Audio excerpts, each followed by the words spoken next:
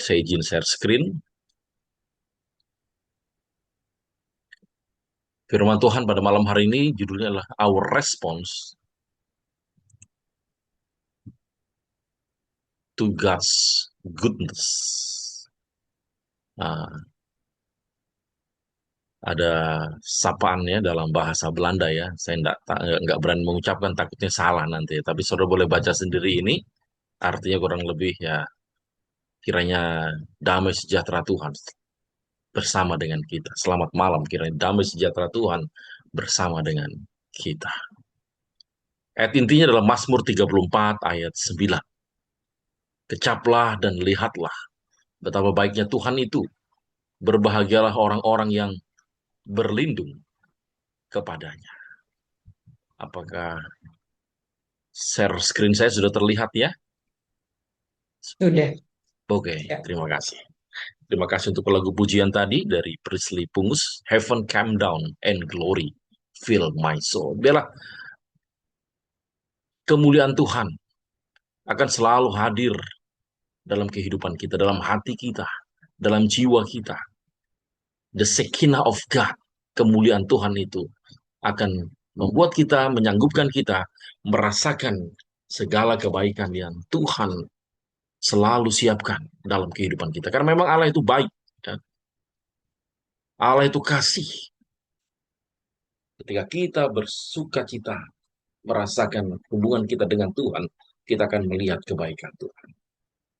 Saya undang kita boleh baca sama-sama, walaupun tanpa buka suaranya di video masing-masing, tapi boleh kita baca ayat inti kita pada malam hari ini, sehingga kemuliaan Tuhan itu, heaven came down with glory, akan hadir dalam kehidupan kita. Mari kita baca 1, 2, 3. Kecaplah dan lihatlah betapa baiknya Tuhan itu. Berbahagialah orang yang berlindung kepadanya. Mari sekali lagi saya mengundang kita berdoa. Ya Tuhan, bersabdalah, urapi hambamu, urapi masing-masing kami.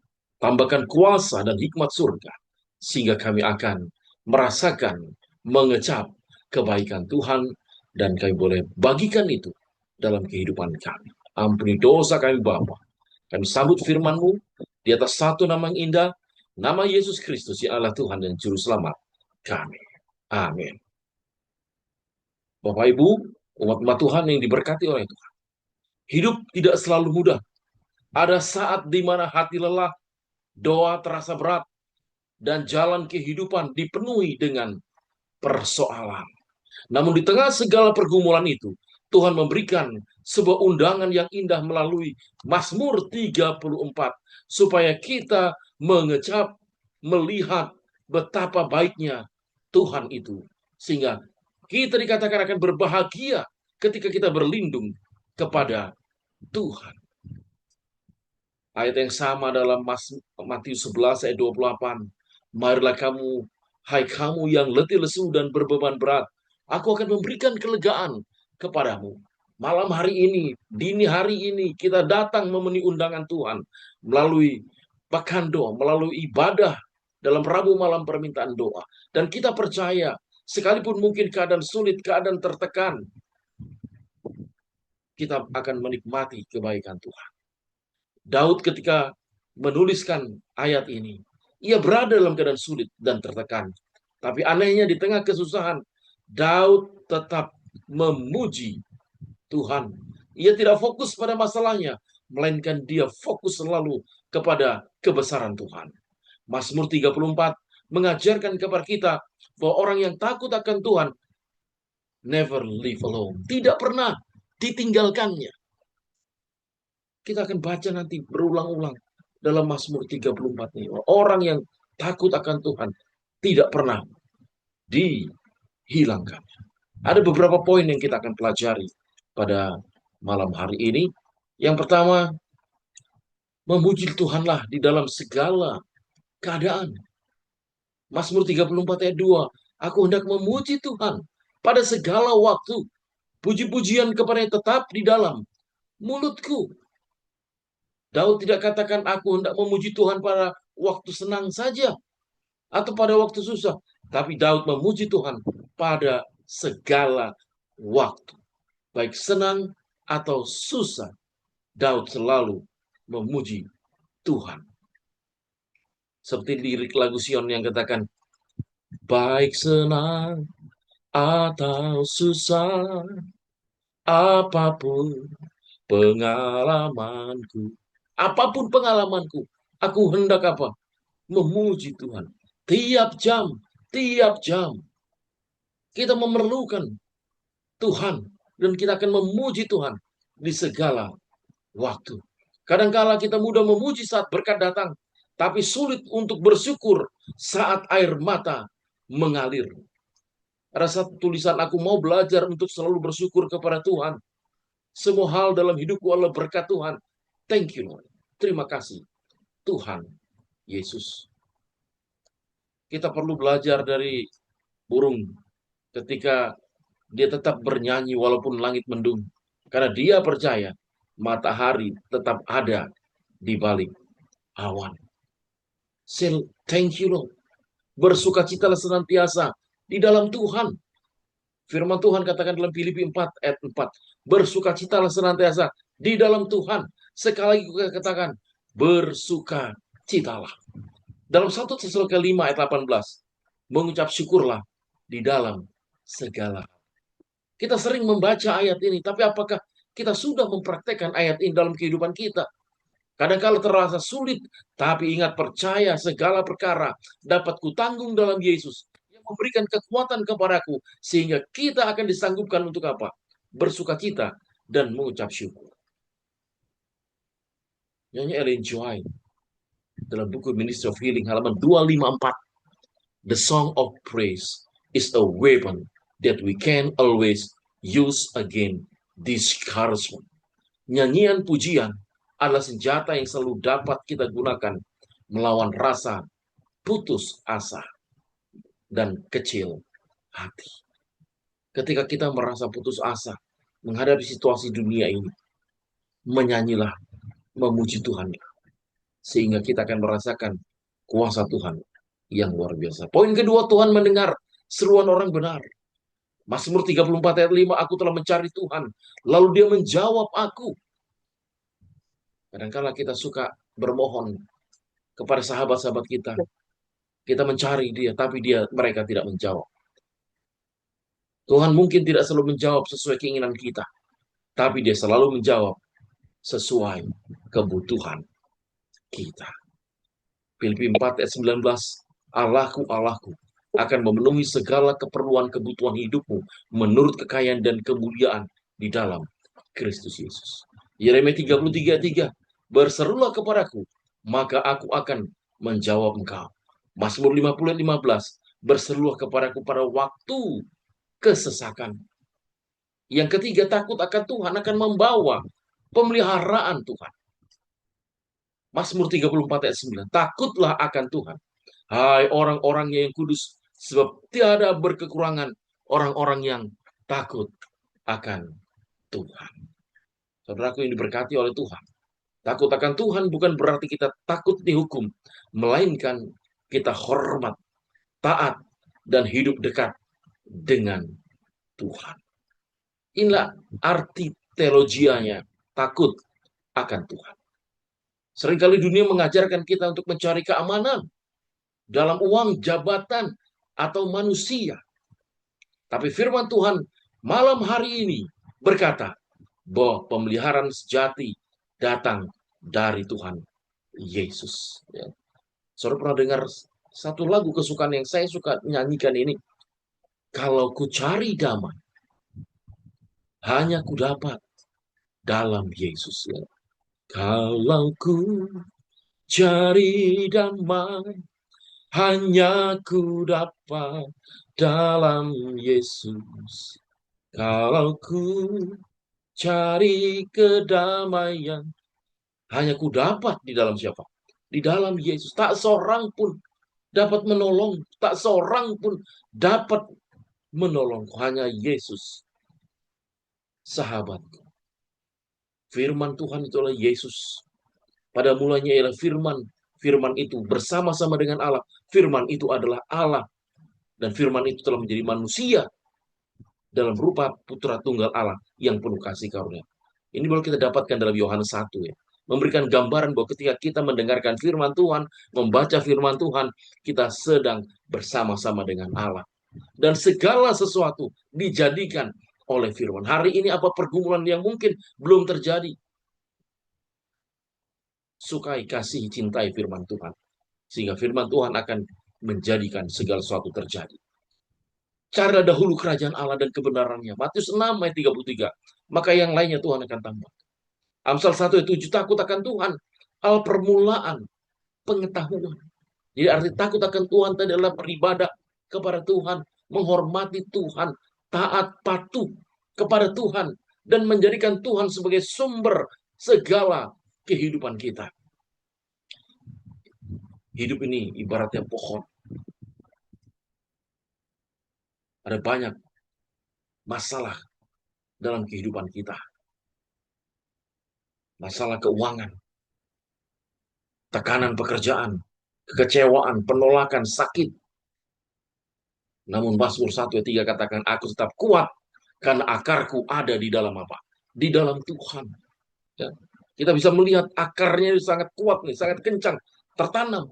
Sehingga pohon ini walaupun badai hujan, panas terik menerpa, dia tidak akan roboh. Karena dia memiliki akar yang kuat. Demikian pula kita, sebagai anak-anak Tuhan, kita dipanggil untuk memiliki akar yang kuat di dalam Tuhan. Sehingga kita sanggup untuk mengatasi berbagai masalah, berbagai tekanan yang kadang-kala kita hadapi. Yang seolah-olah pencobaan itu pencobaan luar biasa. Padahal sebenarnya 1 Korintus 10 ayat 13, pencobaan-pencobaan yang kamu alami ialah pencobaan-pencobaan yang biasa, bukan yang luar biasa, yang tidak melebihi kekuatanmu manusia. Ketika engkau dicobai, Tuhan tidak tinggal diam. Dia akan memberikan kekuatan kepadamu dan jalan keluar sehingga kamu dapat melewatinya dan menang atas pencobaan itu. Miliki akar yang kuat dalam kehidupan kita melalui doa, melalui iman, melalui penyembahan, melalui firman Tuhan, percaya, melalui rasa syukur senantiasa. Dan kita akan mendapatkan hasilnya kasih karunia, damai sejahtera, dan pengharapan yang tidak pernah padam. Mereka yang menaruh kepercayaan penuh kepada Tuhan akan dipelihara oleh kuasanya. Yang keempat, Tuhan dekat kepada orang yang hancur hati. Tuhan itu dekat kepada orang yang patah hati. Mazmur 34 ayat 19. Dia menyelamatkan orang-orang yang remuk jiwanya. Saya percaya masing-masing kita pernah patah hati. Pernah rasa remuk, redam jiwa kita. Tapi hari ini pekabaran firman Tuhan yang saya sebagai pelayan Tuhan, hamba Tuhan, sampaikan melalui firman Tuhan. Mazmur 34 ayat 19. Tuhan itu dekat kepada orang-orang yang patah hati. Dia mau menyelamatkan mereka yang remuk jiwanya. Lalu ayat 20, Mazmur 34 ayat 20. Kemalangan orang benar itu banyak. Untungnya tidak titik ya, koma. Tapi Tuhan melebutkan mereka, melepaskan mereka dari semuanya. Tuhan tidak menjauh saat kita jatuh. Ia justru datang mendekat untuk menguatkan kita. Mungkin malam ini ada yang datang beribadah dengan senyum di wajah. Tapi boleh jadi ada luka di hati. Firman Tuhan dalam Mazmur 34 ini tentu memberikan penghiburan bahwa Tuhan dekat kepada orang-orang yang terluka. Itu sebabnya Tuhan mau bilang, Yesaya 41 ayat 10, jangan takut, sebab aku menyertai engkau. Dan Matius 11 ayat 28 saya sudah bacakan tadi. Yesus bersamaku dalam semua masalah. Saat aku sedih, dia menghiburku. Saat aku takut, dia menenangkanku. Saat aku lemah, dia menguatkanku. Saat aku bingung, dia membimbingku. Saat aku sendiri, dia tidak pernah meninggalkanku. Aku menyertai engkau senantiasa sampai kepada akhir zaman. Ini janji Tuhan yang luar biasa. Dalam Matius 28 ayat 20. Kenapa kita harus khawatir, takut? Kalau Tuhan sendiri katakan, aku akan menyertai engkau senantiasa sampai akhir zaman. Di dalam setiap pencobaan, Kristus berdiri di samping umatnya untuk memberikan kekuatan. Desire of Ages, halaman 669. Bahkan ini sesuai dengan Mazmur 16 ayat 8. Imani, saya imani ayat ini. Mazmur 16 ayat 8. Aku senantiasa memandang kepada Tuhan karena dia berdiri di sebelah kananku. Maka aku tidak akan apa? Tidak akan goyah. Percaya ketika ada hal-hal di dunia yang seringkali membuat kita hampir goyah. Pandang dengan iman kita, mata iman kita sebelah kanan. Dan Tuhan katakan, I stand beside you. Saya berdiri di samping. Mazmur 34 mengajarkan 3 hal penting. Yang pertama, tetaplah memuji Tuhan di dalam segala keadaan. Kedua, percaya bahwa Tuhan itu mendengar doa kita. Bukan Yesus hanya sejauh doa. Takut akan Tuhan akan membawa damai dan pemeliharaan. Dan hari ini Tuhan mengundang kita. Kecaplah, lihatlah betapa baiknya Tuhan itu. Mazmur 34 ayat 8, ayat inti kita. Jangan hanya orang mendengar tentang Tuhan, tapi alamilah sendiri kasih dan pertolongannya di dalam kehidupan setiap hari. Kita masuk kepada bagian yang sesuai dengan judul, dan ini tentu juga akan menjadi kesimpulan kita. Setelah merasakan kebaikan Tuhan, apa respon umat Tuhan? What's our response to the goodness of God? Kebaikan Tuhan tidak hanya untuk dinikmati, tapi juga harus menghasilkan kehidupan yang berbuah dan berkenan kepadanya. Yang pertama, respon kita menjadi berkat bagi sesama. Respon pertama atas kebaikan Tuhan menjadi berkat bagi sesama. Ingat, Tuhan memberkati Abraham dengan tujuan agar dia menjadi berkat bagi banyak bangsa, bagi banyak orang. Aku akan memberkati engkau. Engkau akan menjadi apa? Menjadi berkat. Saudara yang berada di pendoa zona Eropa, saudara sudah diberkati. Mungkin orang lain tidak merasakan berkat itu, tapi Tuhan berkati saudara, berikan kesempatan kepada saudara, kepada kita. Ya, kalau di awal tadi saya katakan ya, walaupun saya belum pernah berada di Eropa ya, itu berkat saudara. Bagi saudara-saudara yang pernah pergi bahkan tinggal stay di mana? Di Eropa. Salah satu berkat yang harus kita sadar. Hari itu Tuhan katakan, aku akan memberkati engkau. Engkau akan menjadi apa? Menjadi berkat. Ayatnya bukan cuma untuk kita baca, tapi mari kita praktekkan dalam kehidupan kita. Albert Einstein pernah katakan, jangan berusaha menjadi orang yang sukses, tapi berusaha menjadi orang yang berharga dan jadi berkat buat orang lain. Setiap perbuatan baik, setiap kata-kata yang manis, setiap doa yang diucapkan demi orang yang sedang menderita dan tertindas, dilaporkan di hadapan tahta kekal, dan itu ditempatkan di catatan surga yang tidak akan binasa. Saudaraku, kadang-kadang kita bertanya, apa yang mau saya lakukan ya supaya saya menjadi berkat? Ini salah satu saran nasihat dari tulisan hamba Tuhan ini. Melalui perbuatan baik. Setiap pagi ketika kami mengunjungi pasien-pasien, kami selalu keluarkan kata-kata yang manis. Ibu, kami doakan ibu cepat sembuh ya. Kalau dia mungkin bukan beragama Advent, bukan Kristen, kami ucapkan kata-kata doa. Diucapkan bagi mereka yang sedang tertindas. Dan itu dicatat di hadapan tahta kekal. Ditempatkan di catatan surga yang tidak akan apa? Binasa. Jangan pernah merasa, aduh gak ada yang melihat nih, gak ada yang membalas kebaikan saya. Itu semua dicatat di catatan surga yang tidak binasa. Selanjutnya, review and herald. Juli 3, 1894. Mereka yang pasti menerima upah paling melimpah adalah mereka yang menggabungkan kegiatan keuletan dan rasa simpati yang lembut, penuh kemurahan terhadap anak miskin, anak yatim piatu, yang tertindas, dan yang susah. Bila mana Anda membantu mereka yang miskin, menaruh rasa simpati kepada yang tidak terberdaya dan yang tertindas, menemani yang yatim piatu, Anda membawa diri lebih dekat kepada Yesus.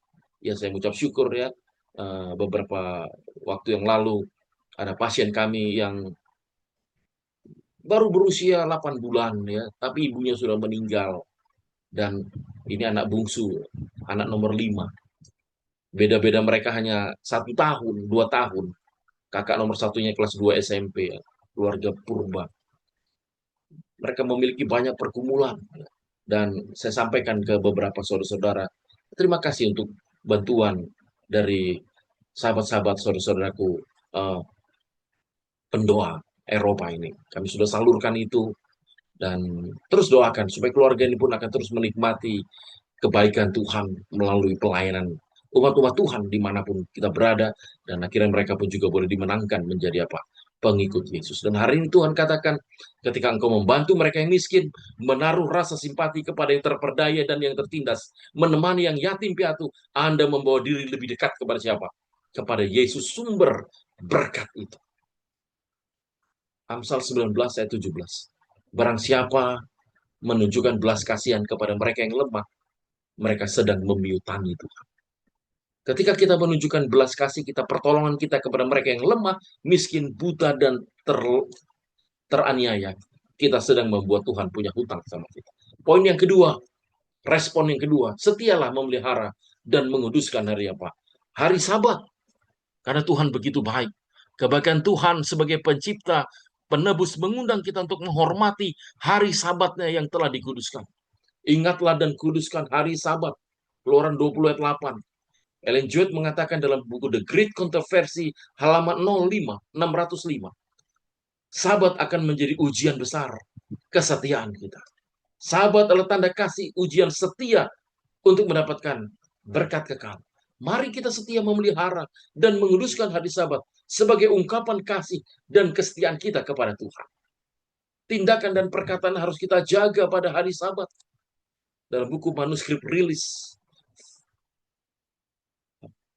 volume 5 halaman 301. Hukum yang keempat sudah dilanggar oleh membicarakan hal-hal yang bersifat duniawi dan yang lucu-lucu serta yang sia-sia. Apakah masih sering kita lakukan? Lalu selanjutnya, dalam Spirit of Prophecy, jilid 1, 225. Mereka yang lalai membuat persiapan-persiapan pada 6 hari bekerja untuk menyambut hari Sabat dan memasak makanan pada hari Sabat adalah melanggar hukum hari Sabat. Saya dapatkan tulisan ini dan saya percaya ini berasal dari Tuhan. Saya mau sampaikan kepada saudara. Akan tetapi untuk menjaga kesehatan, maka disebut demi kesehatan, makanan perlu dipanaskan pada hari apa? Hari Sabat. Artinya sudah dimasak pada hari persiapan. Hari Sabat tinggal dipanaskan saja. Saya seringkali pernah ya berada di sebuah gereja. Mereka mempunyai semangat menjamu para hamba-hamba Tuhan. Tapi sayangnya ketika saya khotbah di Sabat siang, saya tidak lihat lagi ibu-ibu. Saya tanya, Pak Ketua, pada di mana ibu-ibu ini ketika selesai saya khotbah? Dorang so pergi ke rumah untuk mempersiapkan torang pe potlak untuk Sabat siang ini. Aduh, hari ini Tuhan katakan, itu harus kita hindari. Demi kesehatan, makanan perlu dipanaskan pada hari Sabat. Kalau kita menyambut Sabat, bahkan memasak makanan pada hari Sabat, ternyata itu sedang melanggar hukum hari Sabat. Melanggar hukum hari Sabat sama saja melanggar hukum siapa? Hukum Tuhan. Ya. Selanjutnya dalam Signs of the Time, Mei 25, banyak orang menjadi teledor sehingga mereka menyemir sepatu, mencukur kumis sesudah masuk hari Sabat. Hal itu tidak patut adanya. Biarlah sepatu tetap kasar, kumis tetap tidak dicukur hingga hari Sabat apa? Berlalu. Jadi ini sangat tegas, saudara. Tapi Tuhan yang bilang ini. Kadang-kala tadinya saya sebelum baca ini, saya masih kadang mau cukur kumis saya. Oh, biar kelihatan gagah, biar kelihatan ganteng ya. Tapi hari ini saya nggak berani lagi. Ketika saya baca ini, saya harus menjadi pelaku firman Tuhan. Sehingga saya akan menjadi mengecap kebaikan apa? Kebaikan Tuhan. Sepatu, biarlah tidak tidak tetap kasar. Tapi lebih bagus lagi kalau kita sudah persiapkan pada hari persiapan. Kita buat sepatu kita mengkilat, kumis kita sudah diapa? Sudah dicukur. Mari kita setia. Jaga setiap tindakan dan perkataan agar kita menghormati hari Sabat yang apa? Yang kudus. Ya. Memelihara hari Sabat bukan untuk kesenangan dunia, tapi untuk kehormatan Tuhan demi kebaikan kita. Mencari yang pertama, mencari kesenangan main bola, berenang tidak perlu pada hari Sabat. Itu merupakan dosa yang melalaikan kesucian hari Sabat. Dalam Selected Messages jilid 3 halaman 528. Juga hari Sabat bukan untuk memperbaiki pakaian atau mencari kesenangan diri yang bersifat apa? Bersifat duniawi. Testimony to the Church, jilid 6, 355. Dan makanan kita pada hari Sabat harus lebih sederhana, lebih sedikit dibandingkan 6 hari apa? Bekerja. Spirit of Prophecy 226. Jika orang tua mengizinkan anaknya mendapat pendidikan dengan dunia pada hari Sabat, satu hari biasa saja, menganggap itu hari biasa, maka meterai Allah tidak dapat mereka peroleh. Mereka akan dibinasakan dengan dunia. Bukankah orang tua bertanggung jawab atas darah mereka? Saudara, hari Sabat meterai. Anda yang mengesahkan kita ini anak Allah. Namun kadang-kala meterai itu bisa hilang ketika kita mengizinkan diri kita atau anak-anak kita melanggar hari Sabat. Tuhan memanggil umatnya untuk mengadakan pembaharuan di dalam pemeliharaan hari Sabat. Yang berikutnya, respon kita adalah setialah mengembalikan persepuluhan dan persembahan. Segala sesuatu berasal dari Tuhan. Kesetiaan adalah respon atas kebaikan Tuhan. Yang kedua, bawalah seluruh persembahan persepuluhan itu ke dalam rumah perbendaharaan Tuhan. Malaikat 3:10. Persepuluhan adalah milik Tuhan yang telah dipisahkan bagi dirinya sendiri. Kesetiaan bukan soal jumlah, saudara, tapi pengakuan Tuhan sebagai sumber berkatnya. Jangan pernah berpikir bahwa saya lebih terhormat di mata Tuhan ketika saya memberikan 1/10 dari gaji saya 100 juta, berarti 10 juta, dibandingkan saya hanya memberikan 1/10 dari gaji saya yang 10 juta, berarti saya hanya memberikan 1 juta. Di mata manusia mungkin pemberian 10 juta jauh lebih terhormat dibandingkan persepuluhan yang hanya 1 juta. Tapi di mata Tuhan, kejujuran kita, persepuluhan adalah 1/10 dari apa? Milik Tuhan. Hitung dengan teliti, hitung dengan cermat. Pisahkan itu. Itu hanya untuk siapa? Untuk Tuhan. Kesetiaan bukan soal jumlah uang, tapi pengakuan Tuhan sebagai sumber berkat. Ingat, perpuluhan bukan untuk kas miskin. Saya pernah menjadi satu gembala di satu distrik yang terdiri dari 9 jemaat dan juga mencakup 3 kabupaten, 9 gereja. Saya harus Setiap bulan saya harus pergi ke rumah bendahara untuk mengambil uang persepuluhan itu. Lalu saya kirimkan kemana? Ke daerah. Karena mereka tidak bisa untuk mengirim ke bank, ya. Karena banknya pun jaraknya bisa 100 kilo. Kadang-kala sudah saya pergi sampai 90 kilo. Saya berangkat ke sana dengan motor sampai jatuh-jatuh sampai sana. Mereka bilang, aduh perpuluhannya sudah dipinjam untuk membantu orang yang miskin, orang yang susah. Hari Tuhan katakan persepuluhan itu telah disendirikan untuk membantu orang-orang yang membawa pekabaran Injil kepada dunia. Jangan alihkan dari maksud itu. Council on Stewardship 103. Bukan juga untuk pemeliharaan gereja. Umatnya harus mengetahui bahwa rumah kebaktian itu milik Tuhan. Bahwa dia harus dipelihara dengan teliti. Tapi uang untuk mengerjakan bukan dari persepuluhan. Persepuluhan adalah uang yang suci. Tuhan tidak menyetujui jika engkau meminjam uang ini untuk pekerjaan yang lain. Itu akan menciptakan bencana-bencana yang engkau tidak dapat pikirkan sekarang. Gospel Workers 369, 371. Lalu penggunaan perpuluhan itu untuk apa? Kalau tadi kita sudah baca, ini bukan untuk pembangunan gereja, bukan untuk kas miskin, bukan juga untuk dipinjamkan. Fond perpuluhan adalah suci. Tidak boleh digunakan untuk kebutuhan yang lain. Harus seluruhnya digunakan untuk membantu para pekerjaan Injil, para pendeta-pendeta. Pelayanan pendeta pastoral ministry, satu kesalahan besar dibuat bila mana persepuluhan itu diambil dari tujuan untuk mana itu sebenarnya dimaksudkan membantu para pengerja Injil, para pendeta. Jadi jangan gunakan itu untuk hal yang lain, karena itu sudah dikhususkan untuk menolong pelayanan para hamba-hamba Tuhan, para pendeta-pendeta. Testimony to the Church, jilid 9, halaman 249. Lalu untuk guru-guru Alkitab dan sekolah yang mempunyai kesanggupan terbaik dalam kependetaan, harus ditempatkan di sekolah dan gaji dari guru-guru itu harus dibayar dari persepuluhan. Tapi jangan langsung kita bayar dari persepuluhan kita, kirimkan ke rumah perbendaharaan Tuhan. Dan kita ini adalah organisasi yang teratur, yang tertib, ya. Dan Persepuluhan itu nanti akan dikirimkan oleh organisasi untuk pelayanan para pendeta, para Bible teachers, para guru-guru. Sehingga mereka pun boleh mendapatkan pelayanan yang maksimal. Yang keempat, ya, kita sudah sampai yang keempat tadi. Saat ini, hiduplah dalam pengampunan dan perdamaian. Inilah respon kita atas kebaikan Tuhan.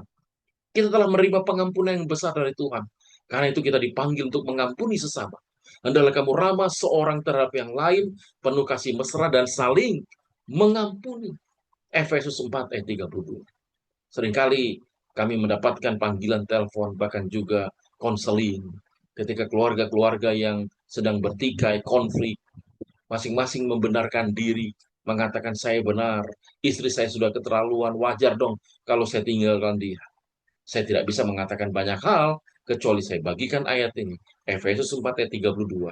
Hendaklah kamu ramah seorang terhadap yang lain, penuh kasih mesra, saling mengampuni, sama seperti Kristus Yesus telah mengampuni kamu. Tidak ada yang dapat membenarkan roh yang tidak mau mengampuni.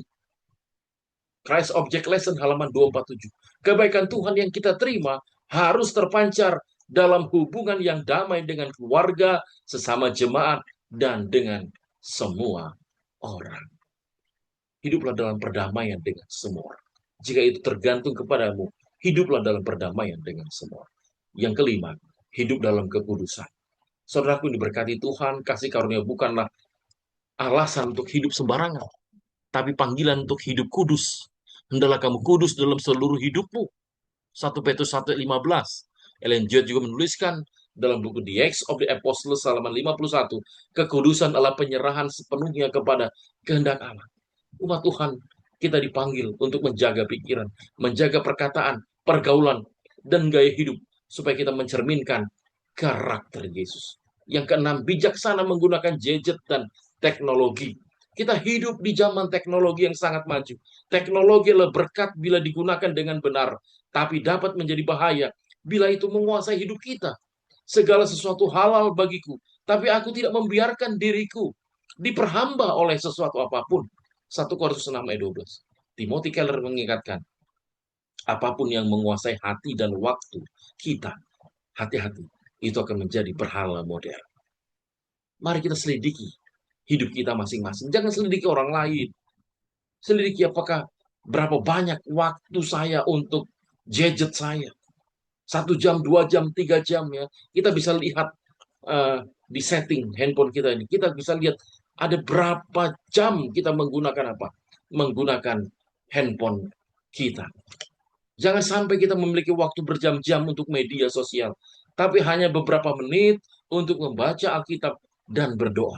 Mari gunakan teknologi untuk memuliakan Tuhan, bukan menjauhkan kita dari Tuhan. Yang ketujuh, hiduplah di dalam doa. Orang yang suka berdoa adalah orang yang berkuasa. Sejarah para nabi halaman 116. The secret of success is the union of divine power and the human effort. Patriot and Prophet 509. Selama pergumulan di Augsburg, Martin Luther, ini contohnya, dia tidak melewatkan satu hari pun tanpa menyediakan setidaknya 3 jam berdoa. Jam-jam itulah waktu yang dipilih dari waktu yang paling baik untuk apa? Belajar 3 jam. Apakah Martin Luther orang yang tidak punya pekerjaan, yang tidak sibuk? Dikatakan selanjutnya, urusan saya begitu banyak. Maka setiap hari saya harus berdoa selama 3 jam. Karena doa menyelesaikan setengah dari pekerjaan saya. Wow, luar biasa. Di tengah kesibukan sekalipun, Martin Luther, Bapak Reformasi, pendiri Protestan, menggunakan waktu itu 3 jam. Bahkan John Wesley, Allah tidak melakukan apapun selain menjawab doa-doa kita. Dan dia mendukung pernyataan itu dengan berdoa 2 jam setiap hari. Diberikan jaminan kepada mereka bahwa permohonan-permohonan mereka akan didengar. Demikian pula jaminan yang diberikan kepada kita. Ini tulisan hamba Tuhan, Nyonya Ellen G. White. Mengapa penting untuk berdoa, saudaraku? Bapa kita yang di surga menanti untuk mencurahkan kepada kita segala berkatnya, hak kita meregut sebanyak-banyak dari pancaran kasih yang tiada batas itu. Herannya kita berdoa terlalu sedikit. Ingat, yel-yel yang kita suka dengarkan kalau kami di Indonesia, banyak doa, banyak kuasa, ya, banyak doa, banyak apa? Banyak kuasa, sedikit dosa. Sedikit berdoa, sedikit kuasa, banyak dosa. Tidak berdoa, tidak punya kuasa, hidup dalam dosa. Mana kita mau pilih? Kalau saya sih mau pilih nomor satu. Saya mau banyak berdoa, supaya saya banyak kuasa dan sedikit dosa. Sehingga hari demi hari semakin sedikit dosa kita, dan akhirnya semakin disucikan, disempurnakan selalu. Jangan sampai kita berdoa terlalu sedikit. Yang terakhir, tetap setia sampai akhir. Wahyu 2 ayat 10. Hendalah engkau setia sampai mati. Kebaikan Tuhan yang kita alami harus membuat kita bertahan sampai akhir di dalam iman. Ibrani 10:38. Orangku yang benar akan hidup oleh iman. Apabila dia mengundurkan diri, aku Tuhan tidak akan berkenan kepadanya. Jangan pernah mundur. Jangan pernah undur. Jangan undur. Maju saja. Jangan undur saat susah. Tuhan melindungimu. Tuhan akan melindungi kita, saudara. Jangan pernah undur. Karena Tuhan sendiri katakan, orangku yang benar akan tetap hidup oleh iman. Apabila engkau mengundurkan diri, aku tidak akan berkenan kepadanya. Dan dalam buku The Great Controversy, halaman 622, mereka yang bertahan sampai akhir, mereka akan menerima mahkota kehidupan. Sebagai ringkasan kesimpulan, setelah kita mengecap, melihat betapa baiknya Tuhan, respon yang Tuhan mau kita lakukan. Yang pertama, jadi berkat bagi sesama. Yang kedua, setia dalam memelihara hari Sabat. Yang ketiga, setia dalam mengembalikan persepuluhan dan juga persembahan. Yang keempat, hidup dalam pengampunan dan perdamaian. Yang kelima, hidup dalam kesucian dan kekudusan. Yang keenam, hidup bijaksana menggunakan teknologi dan tidak mau diperbudak oleh gadget. Yang ketujuh, hidup di dalam doa yang tekun. Yang terakhir, tetap setia sampai mati, sampai akhir. Dan jangan pernah apa? Jangan pernah undur. Dan sebagai ayat penutup, 1 Korintus 15 ayat 58. Karena itu, saudara-saudariku yang kekasih, yang tergabung dalam pendoa Eropa, berdirilah teguh, jangan goyah. Giatlah selalu kamu dalam pekerjaan Tuhan, sebab kamu tahu dalam persekutuanmu dengan Tuhan, jerih payahmu tidak akan sia-sia. Demikian renungan kita pada Rabu malam permintaan doa ini. Shalom Elohim, Besem Jesua Hamasya, Alehem Shalom, Besem Jesua Hamasya. Selamat malam, Tuhan Yesus memberkati. Amin.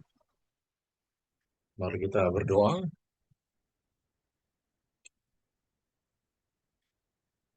Bapa Surgawi yang penuh kasih, kami bersyukur untuk setiap kesempatan yang boleh kami dapatkan bersama dengan kelompok pendoa dari Eropa, yang malam hari ini telah meluangkan waktu, tenaga, dan hati kami untuk hadir dalam persekutuan doa malam ini. Terima kasih atas kesatuan iman yang Engkau ciptakan ya Tuhan, sehingga meskipun kami saat ini dipisahkan oleh jarak dan benua, namun kami dapat terus dipersatukan dalam kasih Kristus oleh kuasa Roh Kudus. Ya Tuhan, kami mohon kiranya Engkau memberkati setiap hamba-Mu, anak-anak-Mu yang telah berdoa, bersaksi, bahkan juga menyanyi lagu pujian dan hadir ambil bagian dalam ibadah. Curahkanlah damai sejahtera-Mu ke dalam hati mereka semua, ya Bapa. Kuatkanlah iman mereka. Limpahkanlah kesehatan, sukacita, dan perlindungan-Mu atas mereka, serta keluarga mereka. Kiranya setiap permohonan yang telah dinaikkan dalam doa syafaat pada malam hari, Tuhan dengar, Tuhan jawab, sesuai dengan kehendak Tuhan yang sempurna. Ketika saat ini kami akan beristirahat malam ini, Tuhan, ataupun melanjutkan aktivitas kami. Kiranya Tuhan, hadirat-Mu menyertai kami semua. Bukalah pintu-pintu berkat-Mu. Peliharalah anak-anak-Mu ini, Bapa, dari segala bahaya. Dan jadikanlah mereka semua menjadi alat kesaksian yang akan membawa terang di tempat mereka masing-masing. Kami juga menyerahkan seluruh permintaan doa yang telah disampaikan malam hari ini ke dalam tangan Tuhan yang penuh kuasa. Kami percaya tidak ada yang mustahil bagimu. Dan pada waktu Tuhan yang indah, Tuhan akan bekerja untuk menjawab, memberikan jawaban yang terbaik. Terimalah doa syukur dan pujian kami.